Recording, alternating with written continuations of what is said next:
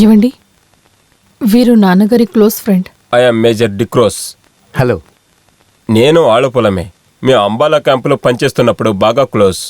Daily సాయంకాలం ఫెర్నాండస్తోనే నేను ఉంటాను. తను చూసినప్పుడే అర్థమైంది సూజన్కి పెళ్ళయిందని. అదే చూసి వెళ్దామని వచ్చాను. You are welcome. Please take it your seat. లేదు, I don't want you disturb you. నేను జైపూర్ క్యాంపులో ఉన్నాను.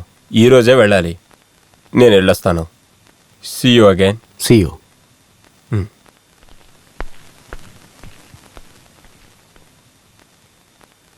ఈయన ఎవరని చెప్పావు? నాన్నగారి క్లోజ్ ఫ్రెండ్. అంబాల్ హాస్పిటల్లో నేను వర్క్ చేస్తున్నప్పుడు వీరు కెప్టెన్. అప్పుడప్పుడు ఇంటికి వస్తూ ఉండేవారు నాన్నని కలవడానికి. నాన్న ఫ్రెండా? ట్రక్ డ్రైవర్కి క్యాప్టెన్ ఫ్రెండా? ఒక బాటిల్ సరుకు కొంచెం డబ్బు ఇస్తే మీ ఇంటికి ఎవరైనా రావచ్చు కదా. ఆలపులలో ఉన్నప్పటి నుంచి వీరు బాగా తెలిసినవారు. పొజిషన్ చూసుకొని స్నేహం చేయలేదు. ఓహో, బాగా పాత ఫ్రెండా? బంధాన్ని మర్చిపోలేక వచ్చాడా? చూడు, ఒకటి చెప్తున్నాను విను. ఫ్రెండ్ అని చెప్తూ పాత కథలన్నీ తీసుకుని ఇటువంటి వాళ్ళందరూ రావడం నాకు బొత్తిగా ఇష్టం లేదు.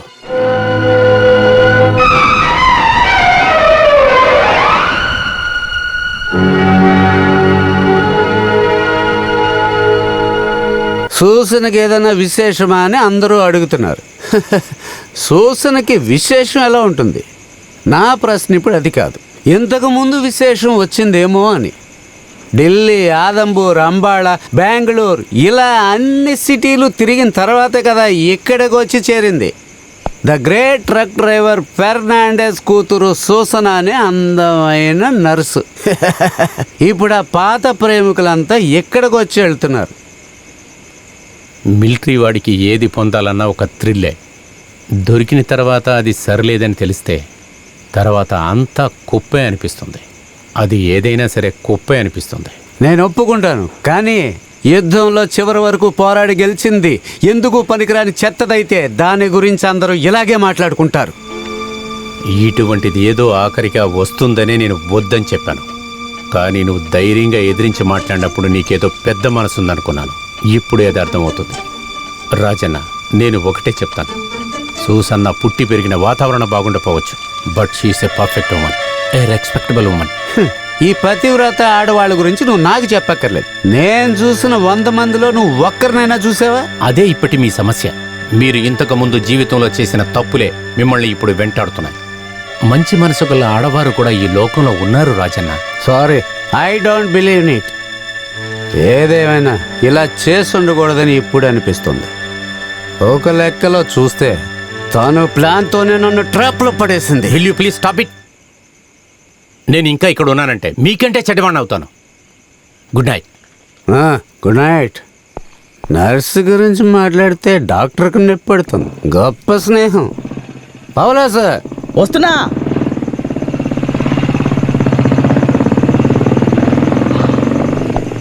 నువ్వు వెళ్ళు, నేను పడుకోవడానికి లేట్ అవుతుంది. Okay sir. పాపం ఆ పేద పిల్ల జీవితాన్ని ఇతను నాశనం చేస్తున్నాడు.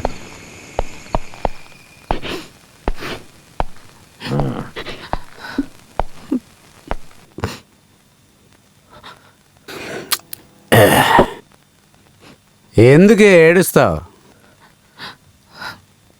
హే, ఇంక మీద నన్ను ఫుల్ చేయాలనుకోకు. నాటకాలు ఆడకుండా నిజం చెప్పు. నువ్వు ఎన్నిసార్లు ఆపరేషన్ చేయించుకున్నావు? దానివల్లే నీకు కడుపు రావడం లేదు. నేనే తప్పు చేయలేదు. తప్పు చేసినా క్షమిస్తాను. నేను ఎన్నో తప్పులు చేశాను. కానీ నాకు బిడ్డనివ్వలేని నువ్వు భారీగా నాకు వద్దు.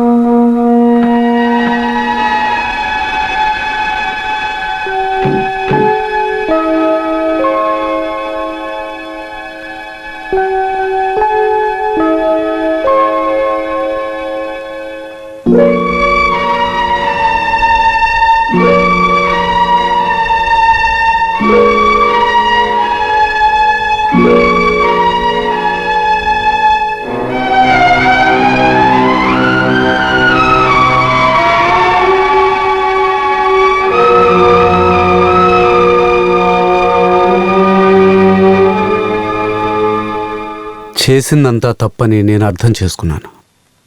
మనిద్దరం ఒకటిగా ఉండకూడదు.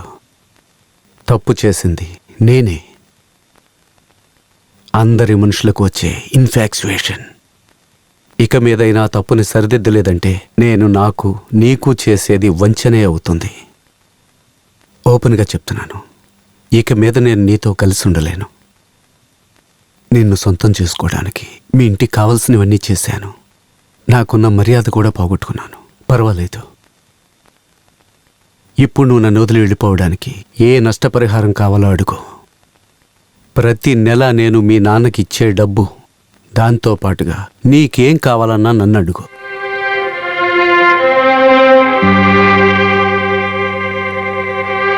మిమ్మల్ని పెళ్లి చేసుకోవడానికి ఒప్పుకున్న ఆ రోజు నుంచి నా దృష్టిలో నాకున్న దేవుడు మీరే. అంతకుమించి ఏం కావాలి? ఏం చెప్పాలో తెలియట్లేదు. మా నాన్న తోడబుట్టిన వాళ్ళకి ఏమేం చేయాలో అన్నీ మీరు చేశారు. తిరిగి ఇవ్వడానికి థ్యాంక్స్ తప్ప వేరింకేమీ లేదు. నష్టపరిహారాన్ని చెల్లించి భార్యాభర్తల బంధాన్ని కొనుక్కోవడం కుదరదు. ఇక నుంచి మీ నుండి నాకొక్క రూపాయి కూడా వద్దు. నేను మీకు భారంగా ఉండాలనుకోవట్లేదు.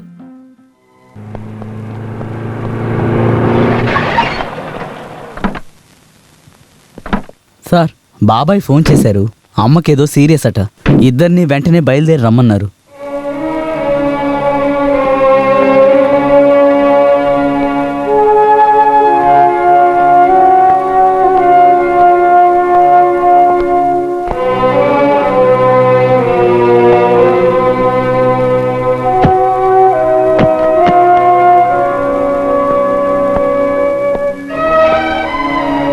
ఆఫీస్కి ఫోన్ చేసి చెప్పు, ఈ లీవ్ అప్లికేషన్స్ అన్నీకి ఇవ్వు. Okay sir.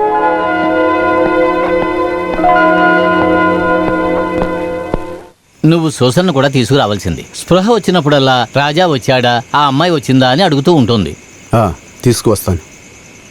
రాజా, అమ్మ పిలుస్తున్నారు.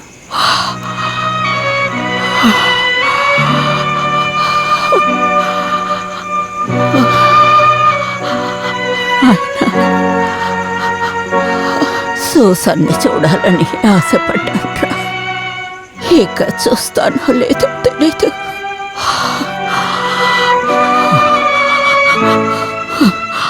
బీరువా తాళాలయ్యా. మీ నానమ్మ కాలం నుంచి బీరువాలో ఈ నగలున్నాయి. ఇక మీద అమ్మాయికి ఈ నగలు దక్కాలి. మొదట్లో ఆ అమ్మాయిని నేను వద్దనుకున్నా.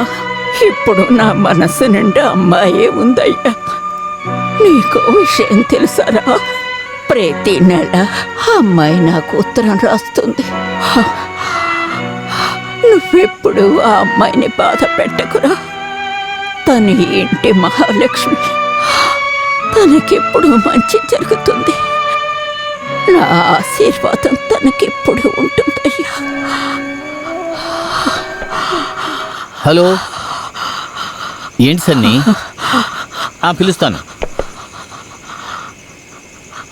కొన్నూరు నుంచి ఫోన్. సన్నీ.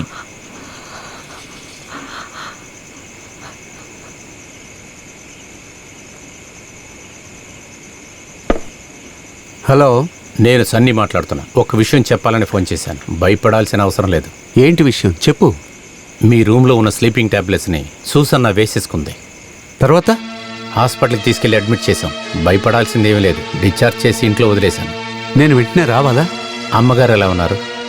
అమ్మకి బొత్తిగా బాగోలేదు. అలా వెంటనే రావాల్సిన అవసరం లేదు. I will take care of her. Okay? Thank you very much Sunny. నువ్వు ఉన్నావన్న ధైర్యం నాకుంటుంది. ఓకే. అమ్మా, అమ్మా, అయ్యో, అమ్మా, ఇలా జరిగింది.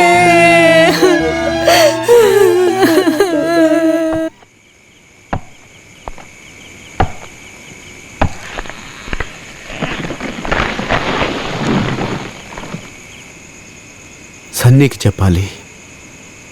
కార్యక్రమం ఈ రాత్రికే జరగాలి. సూసన రాకుండా సూసన్న ఇక్కడికి రావడం కుదరదు. తనకి ఒంట్లో బాగోలేదు.